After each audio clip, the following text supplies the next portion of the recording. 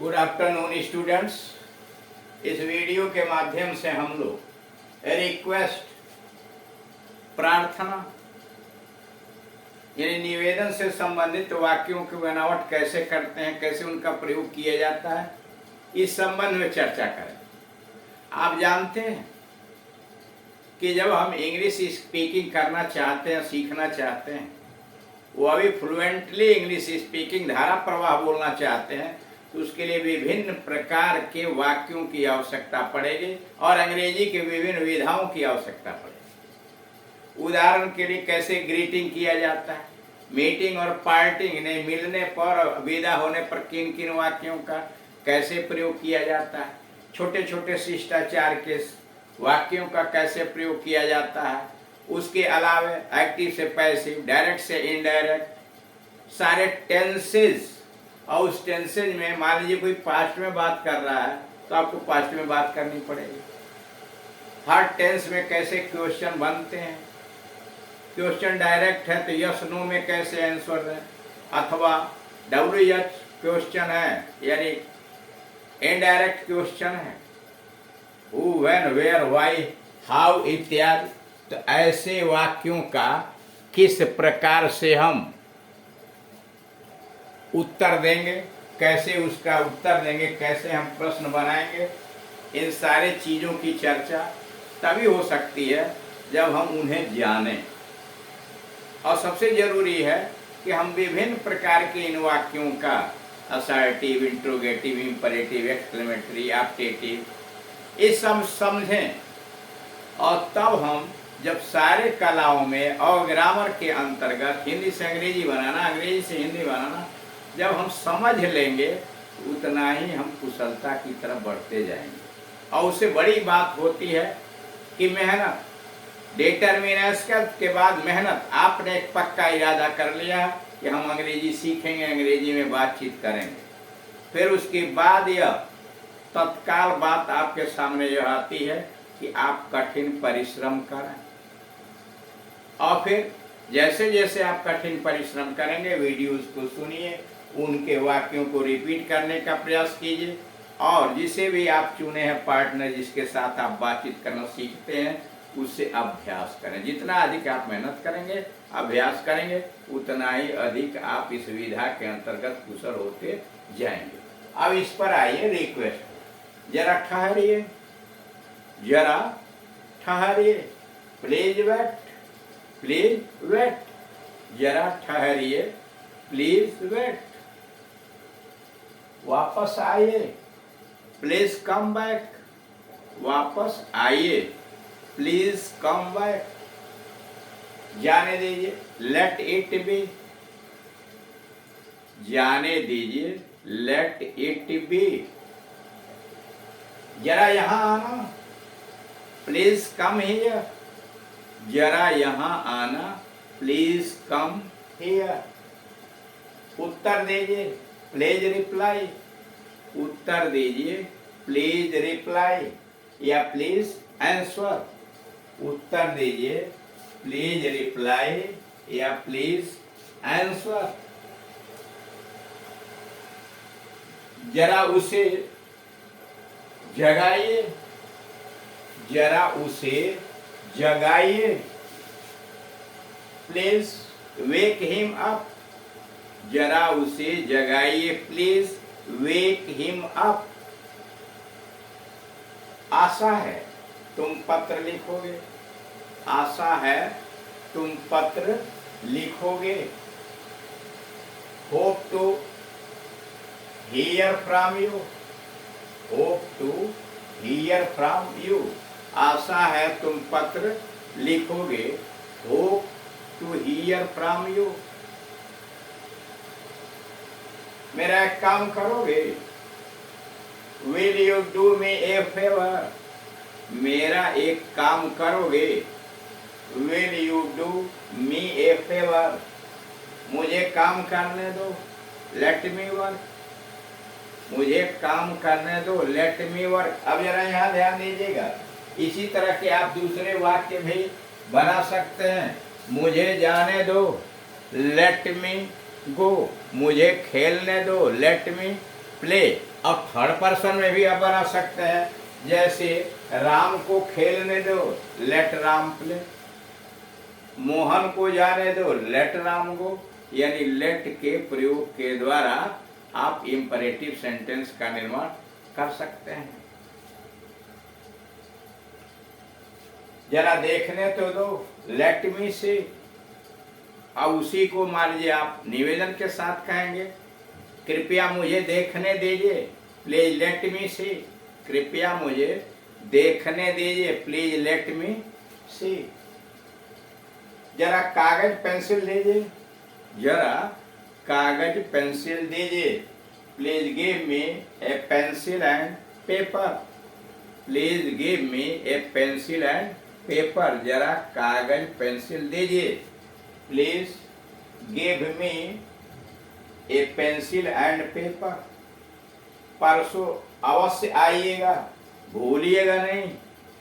परसों अवश्य आइएगा, भूलिएगा नहीं। Please do come day after tomorrow.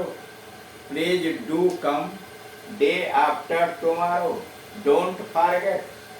परसों अवश्य आइएगा, भूलिएगा नहीं। Please do come day after tomorrow, don't forget, भूलिएगा नहीं। फिर कहिए, प्लीज रिपीट। फिर कहिए, प्लीज रिपीट। या केवल पार्डन कह देंगे, जैसे मान लीजिए किसी ने कोई बात कही या पढ़ाया जा रहा है या कोई कह रहा है, आपको सुनाई नहीं दिया या बात समझ में नहीं आई, तो आप उसे कहते हैं प्लीज रिपीट। लेकिन उससे बेहतर यह माना जाता है कि केवल आप कह दें पार्डन।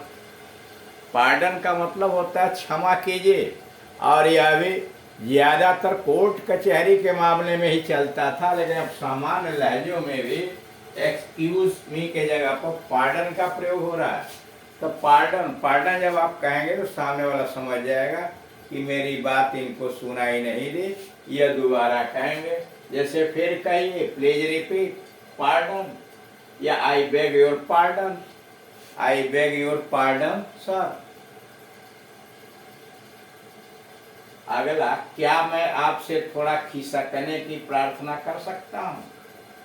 क्या मैं आपसे थोड़ा खिसकने की प्रार्थना कर सकता हूँ? Could I ask you to move या shift a little?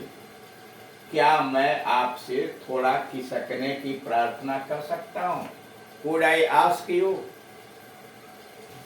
to move a little या to shift a little? क्या आप मुझसे परसों मिल सकते हैं? Can you see me day after tomorrow? क्या आप मुझसे परसों मिल सकते हैं? Can you see me day after tomorrow? क्या आप मुझसे परसों मिल सकते हैं? Can you see me? क्या आप मिल सकते हैं? Me day after tomorrow यानी आने वाला परसों। क्या आप मुझसे परसों मिल सकते हैं? Can you see me day after tomorrow. आप मुझे पत्र लिखना ना भूलिए। भूल जाएंगे क्या? आप मुझे पत्र लिखना ना भूलिए, भूल जाएंगे क्या?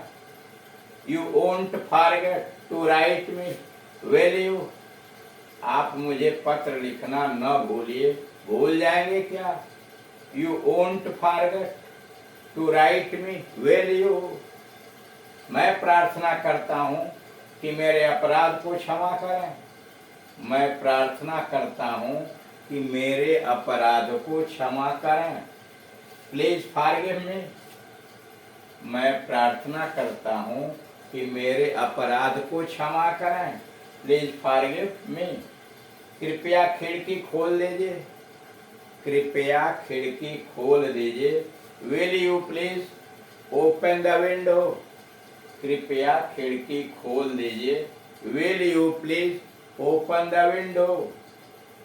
सभी से प्रार्थना है कि समय पर पहुंचे। सभी से प्रार्थना है कि समय पर पहुंचे। All are requested to reach in time, सभी से प्रार्थना है कि समय पर पहुंचे। All are requested to reach in time. अब आइए प्लीज का प्रयोग। आप जानते हैं कि इंग्लिश के अंतर्गत प्लीज का बहुत अधिक महत्व, बात बात पर प्लीज का प्रयोग किया जाता है और यह एक शिष्टाचार है। किसी प्रश्न का जवाब भी आप देते हैं जैसे यस या नो में, तो अगर मान लीजिए आपसे कोई पूछता है will you go to school, क्या तुम विद्यालय जाओगे, तो आप कहते हैं यस या नो, तो यह बहुत रूखा उत्तर है। यस या नो, आप सीधे कहिए yes please, yes please no, या please yes, yes please no please, ऐसे कहिए। प्लीज हर चीज में मिक्स कीजिए, आप लगेगा शिष्ट व्यक्ति है। यस प्लीज या नो प्लीज। दूसरी बात यह है कि कहीं भी आप बातचीत के दौरान आप इनका प्रयोग जैसे ही संभाल करके बार बार यूज करेंगे, यस यस ऐसे करना है, उसमें अगर आप प्लीज जोड़ते जाएंगे तो आप ज्यादा शिष्ट माने जाएंगे और यह माना जाएगा कि आप पढ़े लिखे हैं। तो इसलिए प्लीज का प्रयोग आप अधिकाधिक रूप से जहां आवश्यकता वहां कीजिए। अब आइए लेट का प्रयोग। आपको पता होना चाहिए कि लेट का प्रयोग फर्स्ट और थर्ड पर्सन के साथ ही होता है, सेकंड पर्सन के प्रोनाउन के साथ नहीं होता है। जैसे लेट मी गो, मुझे जाने दो, लेट अस प्ले, हमें खेलने दो, या प्लीज लेट अस प्ले, कृपया हमें खेलने दीजिए। लेट राम गो, राम को जाने दीजिए। लेट हिम प्ले, उसे खेलने दीजिए। लेट देम सिट, उन्हें बैठने दीजिए। यानी फर्स्ट पर्सन और थर्ड पर्सन के साथ लेट का प्रयोग होता है, लेकिन आप यह नहीं कह सकते लेट यू गो, यह वाक्य गलत है। लेट यू गो आउट नहीं कह सकते, आप सीधे कहिए गो आउट। लेट की क्या जरूरत है, गो आउट, वो ऑर्डर हो जाएगा। अब दूसरी बात, यू सेकेंड पर्सन का अगर दूसरे पर्सन के साथ प्रयोग होता है, यानी मिलकर प्रयोग होता है, यानी यू का किसी थर्ड या फर्स्ट पर्सन के साथ प्रयोग हो रहा है, तब लेट आ जाएगा। जैसे लेट यू एंड मी, नहीं sorry, let you and me play, let you and me play, या let you and me go there, यानी सेकेंड पर्सन का दूसरे के साथ प्रयोग होगा। जैसे let you and I go to the picture, let you and I go to the picture, let you and I go to the picture. ऐसे जगहों पर लेट का प्रयोग हो जाएगा यहाँ पर सेकेंड पर्सन दूसरे पर्सन के साथ मिल करके प्रयोग किया गया है। तो इस तरह से आप इन सारी चीजों को धीरे धीरे अभ्यास में लाइए, तो आप कुशल हो जाएंगे। Thank you.